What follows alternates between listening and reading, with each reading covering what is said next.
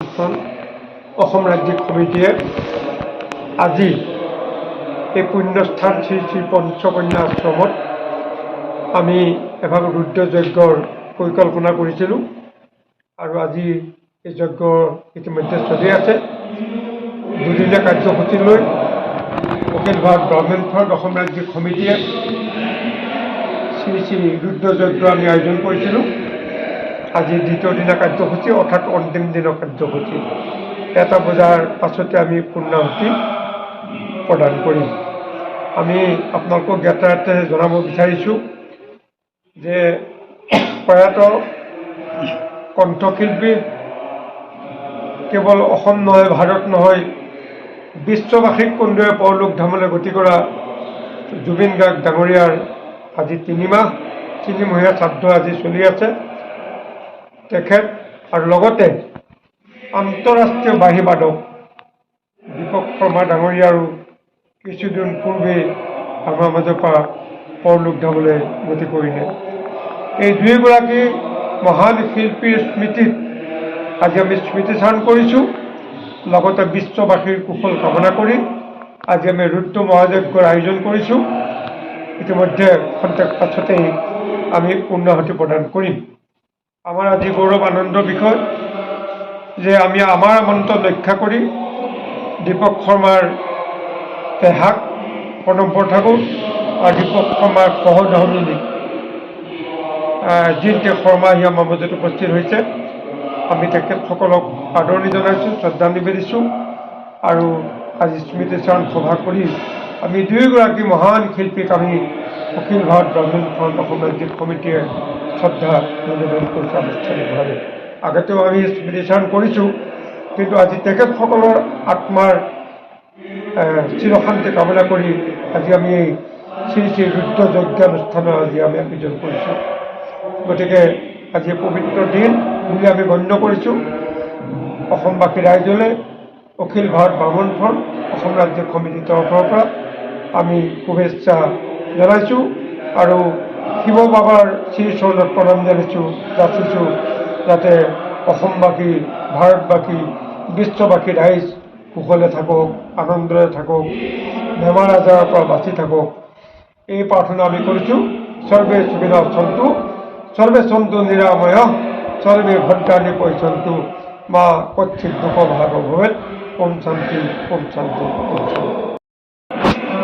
আজি মই ইয়াত আজি পঞ্চকন্যা আজি উপস্থিত হ'লোঁ এই কাৰণত, কাৰণ আজি মোৰ মানুহজন আৰু জুবিন গাৰ্গৰ কাৰণে যজ্ঞ যাতে উৎসৱ কৰা হৈছে। মই দাদা পবিত্ৰ কুমাৰ দাদাক মই ধন্যবাদ জ্ঞাপন কৰিছোঁ আৰু মই অখিল ফ্ৰণ্ট সমাজ ব্ৰাহ্মণ সমাজক মই সম্পূৰ্ণভাৱে ধন্যবাদ জ্ঞাপন কৰিছোঁ। তেওঁলোকে যে ইমান ধুনীয়াকৈ পৰিমাণে আজি পাতিছে আমাৰ মানুহজনৰ স্মৃতিৰ পক্ষে, গতিকে মোক ভাল লাগিছে। হৈছে মানুহৰ এই সংসাৰৰ দুখ তাপৰ পৰা মুক্তি লাভ কৰি ভগৱান পৰম পিতা পৰমেশ্বৰৰ ওচৰলৈ যোৱাৰ এটা পোনপটীয়া ৰাস্তা।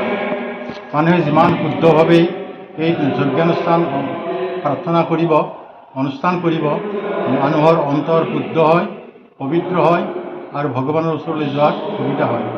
যিবিলাক মানুহ মৃত মানুহৰ কাৰণে এতিয়া জুবিন গাৰ্গ আৰু দীপক শৰ্মাৰ কাৰণে আমি যিটো পাতিছোঁ, তেওঁলোকৰ পৰলোকগত আত্মাই যাতে স্বৰ্গত শান্তি লাভ কৰিব পাৰে, সেইটোৱে ইয়াৰ উদ্দেশ্য। যাৱৎ কীৰ্তিহি মনুষ্যানাং মৰ্ত্যলোকেষু গীয়তে তাৱৎ বৰ্ষ সহস্ৰাণি স্বৰ্গলোকে মহীয়তে। এজন মানুহৰ মৃত্যুৰ পিছত তেওঁৰ উদ্দেশ্যে তেওঁৰ পৰলোকগত আত্মাই যাতে শান্তি লাভ কৰে, তাৰ কাৰণে যিমানখিনি ধৰ্মানুষ্ঠান বা শ্ৰদ্ধাৰে মানুহে ইয়াতে ভূলোকত স্মৰণ কৰিব, তেওঁৰ আত্মাই সিমানে পৰলোকত শান্তি লাভ কৰিব আৰু সিমান হেজাৰ বছৰ সেই আত্মাই শান্তি লাভ কৰে আৰু জন্ম জন্মান্তৰে এই শান্তিটো চলি থাকে।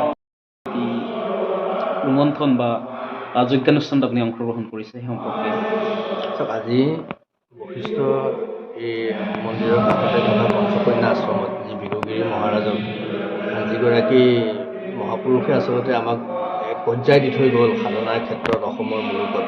শংকৰ গুৰুজনাৰ পিছতেই আধুনিক বিজ্ঞানী, আধ্যাত্মিক বিজ্ঞানী হিচাপে আমি ক'ব পাৰোঁ যাক।